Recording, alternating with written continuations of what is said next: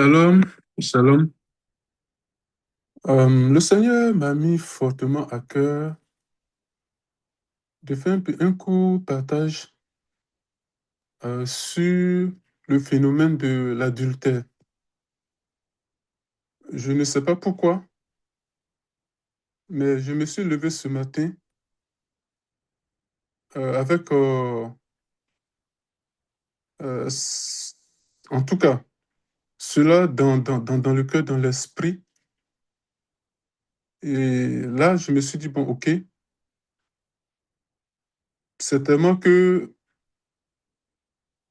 le Seigneur voudrait que, en tout cas, chacun de nous, comprennent véritablement ce que c'est.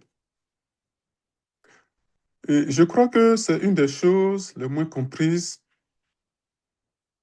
et je crois qu'une des surprises qu'il va avoir lors du jugement, c'est pas pour effrayer, mais il faut appeler un chat un chat. Donc avant d'aborder ce court partage, prions. Notre Dieu et notre Père, je te rends grâce et je te bénis.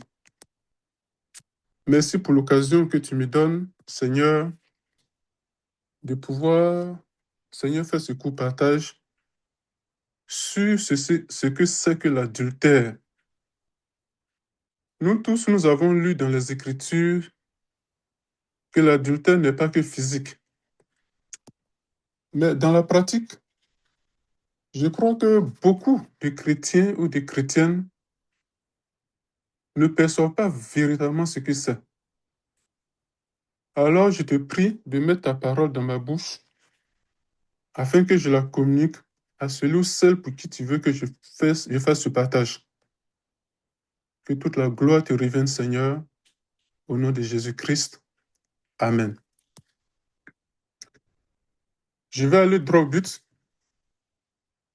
Nous devons savoir que l'adultère, comme je l'ai dit dans la prière, n'est pas que physique, hein. Évidemment, l'acte physique euh, est très grave, il faut le reconnaître. Mais de toutes les manières, au jugement, que ce soit physique ou spirituel ou autre chose, ça ne change rien, puisque la parole dit aucun adultère n'héritera du royaume de Dieu. Donc pour le diable, ça ne change rien que quelqu'un commette un acte physique ou pas. Et lorsqu'on examine les Écritures, la parole de Dieu,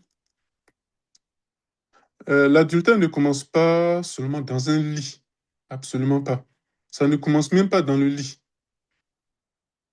Lorsque le Seigneur est venu dans la chair sur la terre, on se rappelle que Jésus a dit, en tout cas que ça commençait d'abord dans le cœur.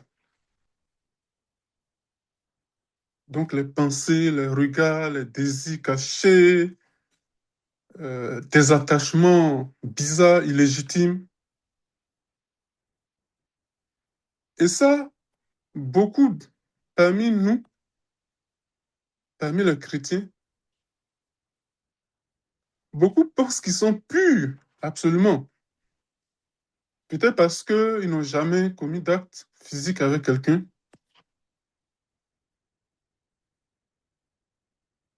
Mais Christ révèle que le péché, incluant l'adultère, peut se passer à l'intérieur. Et il faut faire très attention. Dans les Écritures, Jésus dit quelque part, je pense que je vais certainement trouver, en tout cas, je vais lire le verset, et puis plus tard, on va rentrer, je vais trouver, laissez-moi trouver le verset en question, ce ne sera pas long. Mais voilà. Il dit, vous avez appris qu'il a été dit aux anciens, tu ne commettras point d'adultère. Je continue, je vais lire peut-être les deux versets. C'est ça. Tu ne commettras point d'adultère,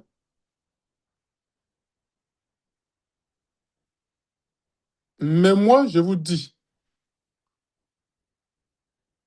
ça c'est dans Matthieu 5, parce que je voulais donner la bonne référence. Matthieu 5, verset 27 et verset 28.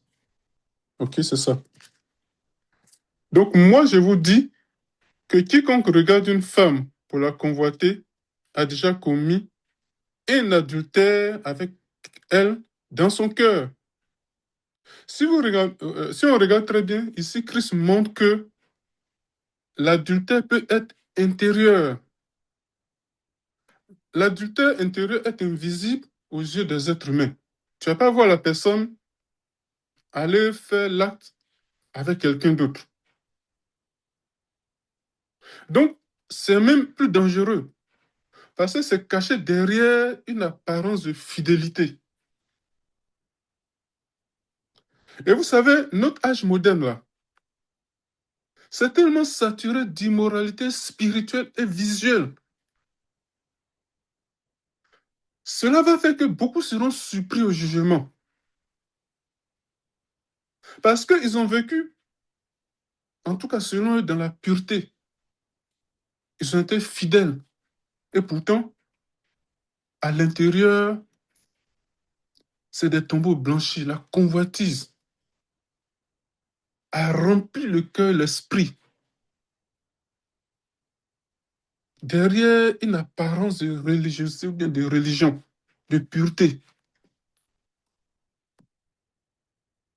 Donc, le premier terrain de l'adultère, frères et sœurs, c'est le cœur.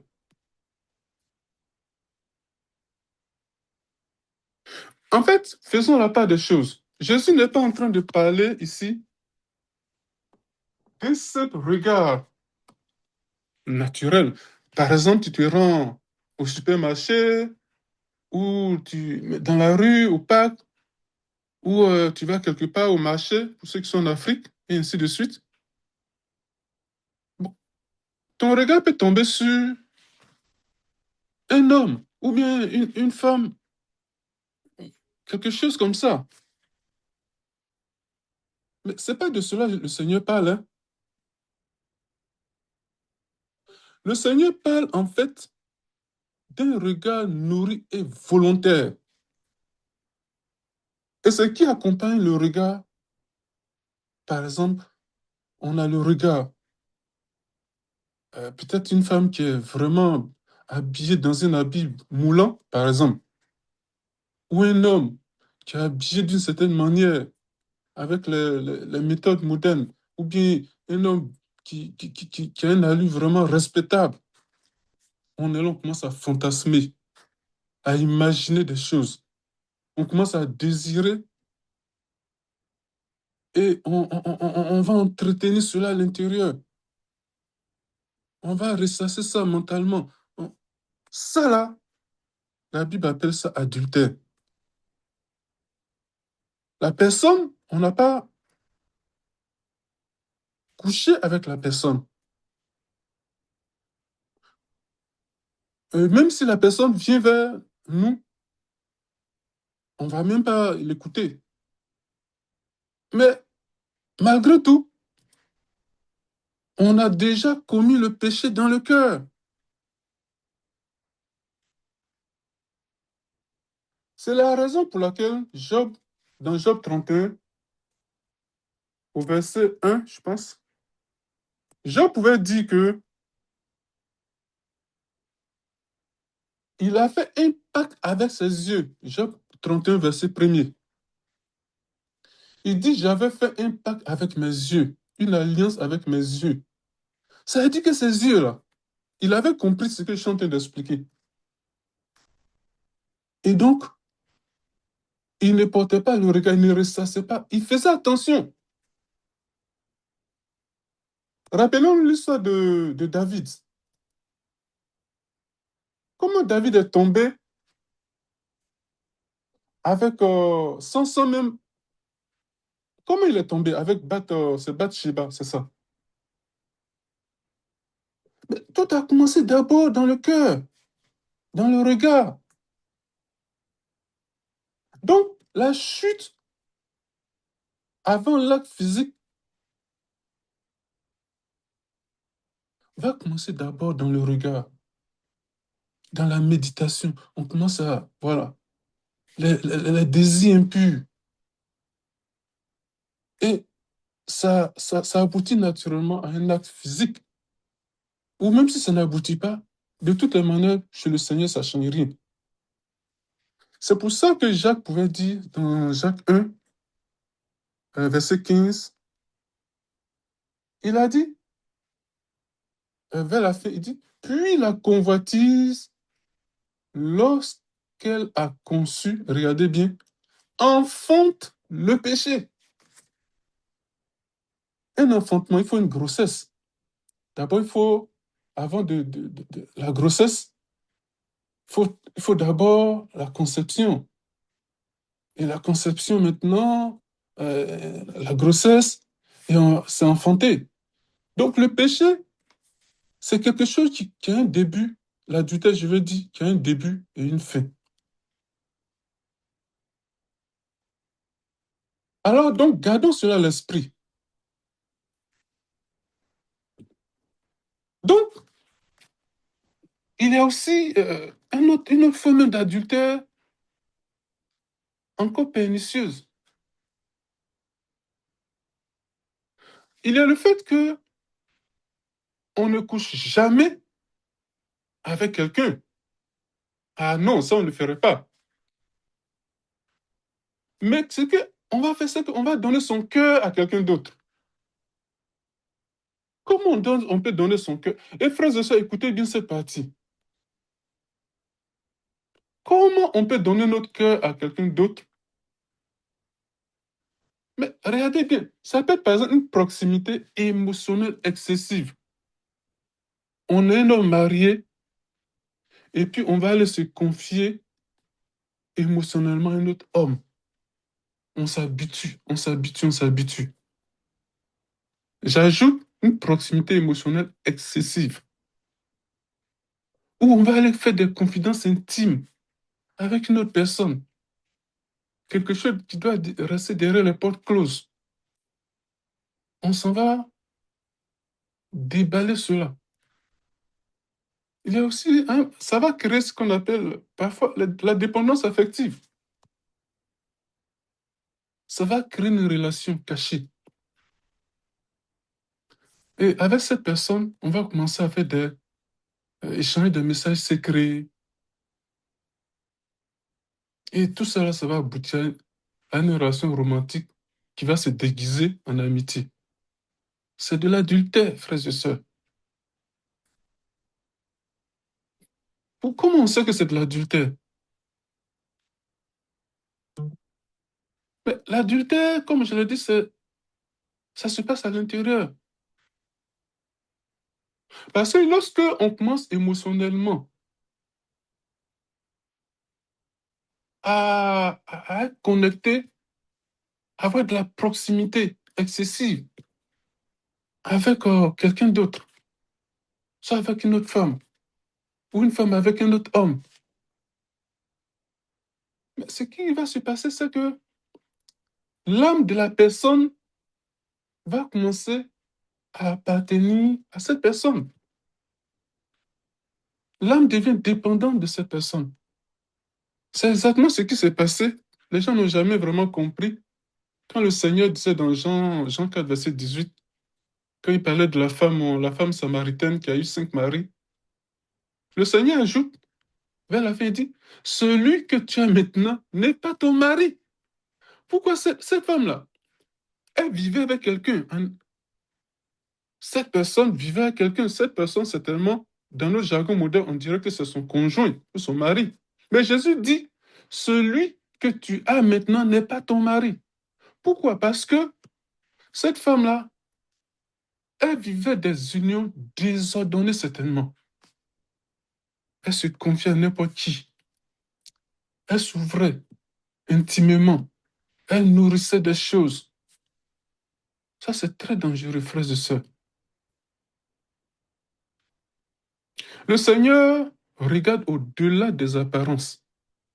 Je n'ai pas couché avec quelqu'un physiquement, mais à l'intérieur, si je suis rempli de toutes ces choses impures, je suis un adultère ou je suis une adultère.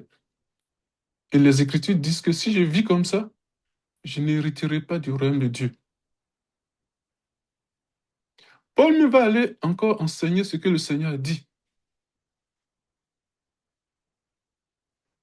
Paul va dire dans 2 Corinthiens 10, verset 5, une personne, il dit quoi? Je vais lire, nous renversons. On connaît tout ce verset, donc allons-y vite. Il dit, nous renversons même le raisonnement et nous emmenons toute pensée captive à l'obéissance de Christ. 2 Corinthiens 10, verset 5. Qu'est-ce que ça implique? C'est-à-dire qu'une personne peut nourrir des scénarios imaginaires. Parce qu'il parle de nous renversons des raisonnements. Et puis toute pensée captive à l'obéissance de Christ. Donc, on peut être là et puis revivre des désirs.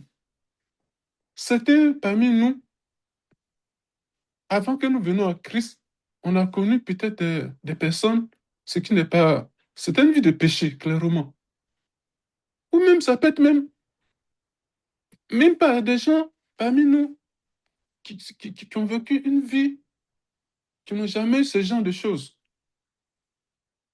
Mais ce qui se passe, c'est que on a connu des personnes à l'école, peut-être qu'on n'est pas allé jusqu'à aux arts physiques, comme je l'ai dit, on commence à fantasmer sur eux. On commence à revivre des désirs, nourrir des scénarios imaginaires, ou même entretenir et ça fait beaucoup de mal, des souvenirs impurs. On pense que on est pur et pourtant on est en train de commettre l'adultère avec ces personnes alors que on est dans un foyer, on est marié. Vous savez, les Écritures nous disent, ça c'est dans 1 Samuel 16, il dit même si personne ne voit, Dieu le voit. Car les Écritures dans 1 Samuel 16 disent, l'Éternel, là, il regarde au cœur. Donc, oui, mon mari ou bien ma femme ne voit pas tous ces désirs, mais le Seigneur lui regarde au cœur, il sait exactement ce qui se passe. Et puis bon, il y a aussi les réseaux sociaux aujourd'hui. Oh, les images sensuelles, on banalise la nudité. euh. Vous savez, Jésus a relié les yeux directement à l'adultère. Quand il dit pas de regard, vous savez, la sensualité moderne détruit la sainteté. On ne se rend pas compte, mais on vit continuellement dans la convoitise visuelle. Les yeux sont sur des contes profanes, des choses, des histoires. En fait, on nourrit notre esprit avec ces choses. Et à un moment donné, l'esprit va se suer progressivement. Je ne parle pas de pornographie ici. Ah non, je sais que un chrétien qui se dit chrétien ne va pas aller dire j'irai à la pornographie. Oui, mais même sans la pornographie. Par exemple, on a des profils attirants sur les réseaux sociaux. Des regards, les gens, tous ces gens qui sont dans le monde avec des regards pleins de convoitise, d'impureté, on va aller mettre des profils pour que les gens nous apprécient. Ou on va aller des contenus provoquants. On va aller mettre des choses bizarres sur nos profils, ou bien aller s'abonner à des pages bizarres. Et il y a aussi toujours les réseaux sociaux même. Des fois, tu es là, le cas de YouTube que moi souvent je regarde, tu es là et puis parfois tu vois des vidéos, tu ne sais pas d'où ça vient. C'est que les gens appellent des vidéos suggestives. Il va te suggérer des choses, des choses qui paraissent intéressantes. Ça a attiré tout de suite ton regard. Ou on va commencer à aimer des choses. Les, les regards. Mais sans s'en rendre compte, on est en train de nourrir l'homme intérieur, on est en train de commettre des adultères. Évidemment, l'adultère n'est pas que ce que je viens de dire, il y a aussi l'adultère spirituel. Lorsque Jacques dit dans Jacques 4, verset 4, il dit, âme adultère, ne savez-vous pas que l'amour du monde est inimitié contre Dieu? Donc, il y a des âmes adultères. Oh, c'est l'âme qui pêche, tu mourras. Dans les Écritures, on se rappelle qu'Israël était souvent appelé épouse infidèle lorsqu'ils allaient vers les idoles. Vous voyez? Or, le mariage terrestre reflète exactement les choses spirituelles. Donc, quand on parle de fidélité, alliance, exclusivité, pureté, on doit savoir que l'infidélité conjugale, tout ce que je viens de citer là, c'est très grave parce que Paul dit c'est un mystère, Christ et l'Église. Donc, l'infidélité conjugale, c'est-à-dire l'adultère et tout ça là, en fait, ça s'attaque à une image spirituelle divine parce que c'est calqué sur quelque chose qui est spirituel. Il y a aussi, par exemple, le refus volontaire de préserver même la pureté de nos propres foyers. Ça, on trouve ça dans 1 Corinthiens 7.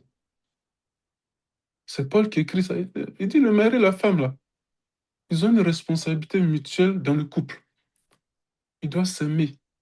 Ils doivent se considérer mutuellement, protéger ensemble le foyer. Bien sûr, il y a des rôles différents. Faites les choses avec sagesse. Attention spirituelle, priez l'un pour l'autre. C'est pas, on ne doit pas pécher. Le mariage, c'est pas de l'amusement. Donc, les deux doivent garder le mariage avec vigilance. Sachant qu'un foyer qui est négligé, là, où, par exemple, il y a des distances émotionnelles inutiles, ou de l'amertume tout le temps, mais ça devient un terrain dangereux. Il faut que le cœur soit constamment sous la grâce de Dieu. Sinon, c'est pas possible. Il y a même l'adultère aussi sous la forme de religion. Hein? On paraît des saints. De l'extérieur, on a une apparence de religiosité, de sainteté. D'autres même vont jusqu'à prêcher, à chanter, à servir. Mais pourtant, dans le cœur, cette convoitise est remplie d'impureté, de souillure. Vous savez, je parle de cette façon, mais le Seigneur lui-même, il a frappé très fort. Quand il dit, mais vous ressemblez à des sépulcres blanchis. Ça, on trouve ça dans Matthieu 23. Donc Jésus fut lui-même extrêmement sévère envers l'hypocrisie spirituelle, c'est-à-dire l'adultère, toutes ces choses. Donc le problème actuel, là, ce n'est pas seulement le péché visible, mais le péché qui est normalisé dans le cœur. Je comprends maintenant pourquoi le Seigneur veut que je partage ce message. S'il vous plaît, je nous conseille, je nous encourage à écouter jusqu'à la fin. Parce que il y a une limite entre la miséricorde, il y a un moment où ça va donner là. On va franchir la limite de la miséricorde et ça sera terminé pour nous. Il y a des conséquences. L'adultère, que ce soit physique ou spirituel, il y a des conséquences, frères et sœurs.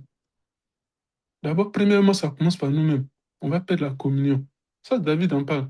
Quand David, dans le psaume 51, après l'acte à Bathsheba, quand il priait, qu'est-ce qu'il a dit? Dans le psaume 5, il dit, ne me retire pas ton Saint-Esprit ou ton Esprit Saint. Parce que il savait, David, il était roi, mais il était aussi prophète.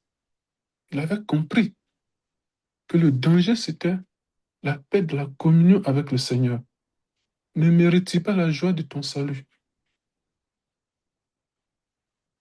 Une des conséquences, c'est le cœur qui est souillé.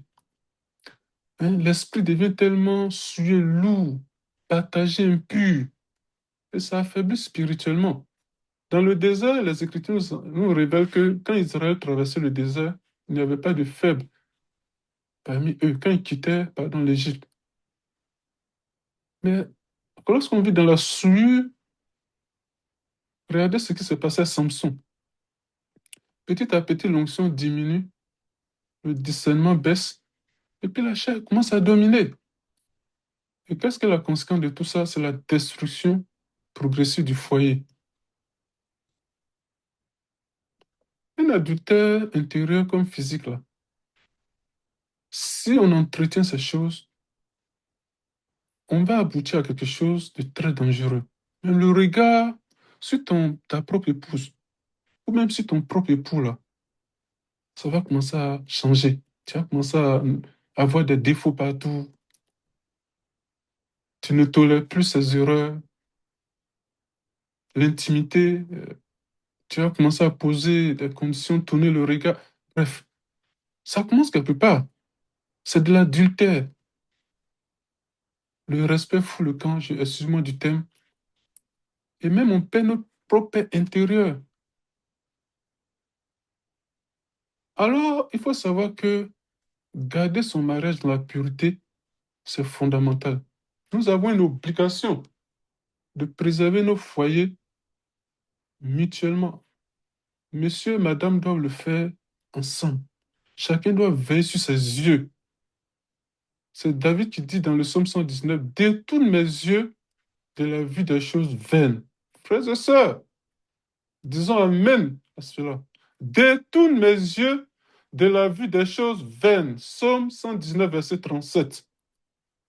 Il faut fuir les occasions.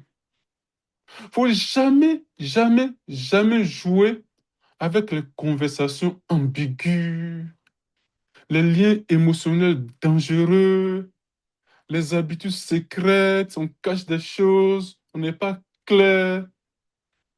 Il faut garder une vie de prière. Vous savez, l'impureté prospère souvent dans la négligence spirituelle. On prie plus assez. Si tu ne pries pas, mais tu donnes accès au diable. Il faut toujours honorer son ou sa conjointe, son conjoint ou sa conjointe, son époux. Moi, je n'aime pas le terme de conjoint. Il faut honorer son épouse ou il faut honorer son époux, les deux. Qu'est-ce que Hébreu dit? Hébreu 13 dit, Hébreu 13, verset 4 dit, que le mariage soit honoré de tous. Il faut honorer son épouse. Il faut honorer son époux. Il faut l'aimer. Il faut le soutenir. Il faut prier pour lui. Il faut demander continuellement, j'insiste sur le mot continuellement. Il faut demander continuellement la grâce de Dieu. Parce que c'est une de nos sœurs qui disait, Micheline, qui disait un jour, elle comprend maintenant pourquoi on doit prier les uns pour les autres. Je la prends au mot. Matthieu 26 dit, veillez et priez afin que vous ne tombiez pas dans la tentation. Personne n'est fort de lui-même. Mais on doit savoir que la restauration n'existe que pour celui qui se répand réellement, hein. Si on entend ce message que je suis en train de partager, et qu'on dit, ah bah, écoute, c'est que la restauration n'est pas pour toi, n'est pas pour ton foyer, n'est pas pour ton épouse, n'est pas pour ton époux, n'est pas pour toi.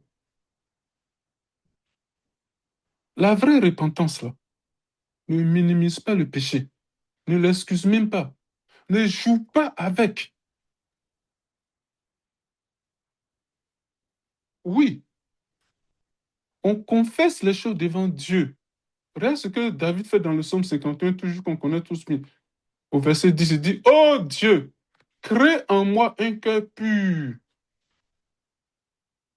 Donc, j'ai voulu vraiment euh, partager cela pour attirer notre attention sur ces choses graves. Frères et sœurs, ne jouons pas avec. Avant même de conclure, Je vais peut-être euh, insister sur deux ou trois petits points rapidement. Pardonnez-moi, ça devient long. Il y a au nombre des adultères les relations cachées. J'insiste là-dessus. Les attachements secrets, là. Parce que il y a des conversations, vous voyez, des conversations privées, répétées. Tu es là, tu passes tout le temps au téléphone avec d'autres femmes, d'autres qu'on appelle mes sœurs en Christ, ou bien mes frères en Christ, ou même des connaissances, des gens qui sont en apparence derrière des peaux d'agneau. Hein, des conversations vraiment privées, répétées, en dehors de son épouse ou de son époux. Des échanges secrets, parfois des discussions tardives au téléphone ou bien via les réseaux sociaux, WhatsApp et autres. On est couché dans le lit avec son épouse et en train d'échanger avec d'autres personnes. C'est de l'adultère, mon frère. C'est de l'adultère, ma soeur. Ou des contacts continus avec des ex. On doit fuir ces choses. Ou même des gens qui nous font la cour. Ah, ma soeur, tu es belle. Ou mon frère, tu es beau. Dans le monde, on les appelle les dragueurs, je pense. Ou des courriels qu'on nous envoie. Lorsqu'on voit, on est marié, lorsqu'on voit ces gens de courriels, on doit dire à la personne, respecte. Moi, je suis une femme ou un homme marié. On ne doit pas tolérer ces choses. Ou bien même parfois, on est là, on a des discussions intimes avec des gens pendant que l'épouse est à côté, ou on monte, ou on descend, on fait des choses, on se cache. C'est de l'adultère. Ce qu'on appelle une double vie numérique. On a aussi parfois des comptes cachés pour faire des choses bizarres ou des conversations qu'on ne veut pas montrer. On cache. On peut cacher ça à l'épouse. On peut cacher ça à l'époux. Mais on ne peut pas cacher ça au Seigneur. Cela brise l'unité. Et Dieu va tirer vengeance de ces choses. Un jour, ça va se passer. Vous savez, Dieu n'aime pas les œuvres secrètes des ténèbres, hein. Car quiconque fait le mal est la lumière. On doit faire attention. Lorsqu'on doit cacher des choses ou effacer des messages pour ne pas que l'autre voit, ou on doit cacher des choses au regard de l'épouse ou de l'époux, dissimuler, vite dans la dissimulation, justifier des choses, c'est de l'adultère. Et mon frère et ma soeur, si tu vis comme ça, tu es perdu. Tu peux chanter à l'église. Tu peux même ne jamais avoir un contact physique avec quelqu'un. Mais tu es un adultère ou tu es une adultère. Et tu iras en enfer. C'est la Bible qui le dit.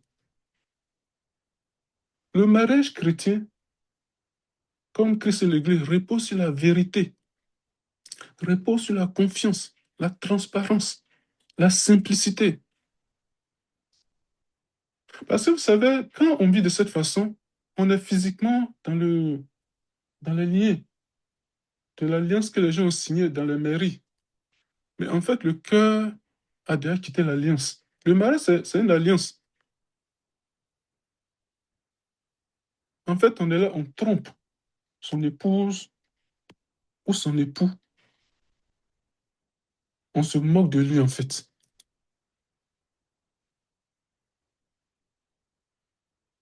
Il faut faire très attention. Même les blessures intimes avec quelqu'un.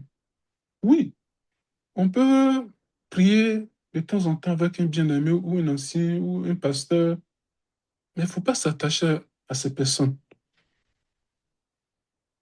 Hein? Rire, se confier, se connecter profondément hors du couple. Ça, c'est très dangereux. Nourrir des relations secrètes.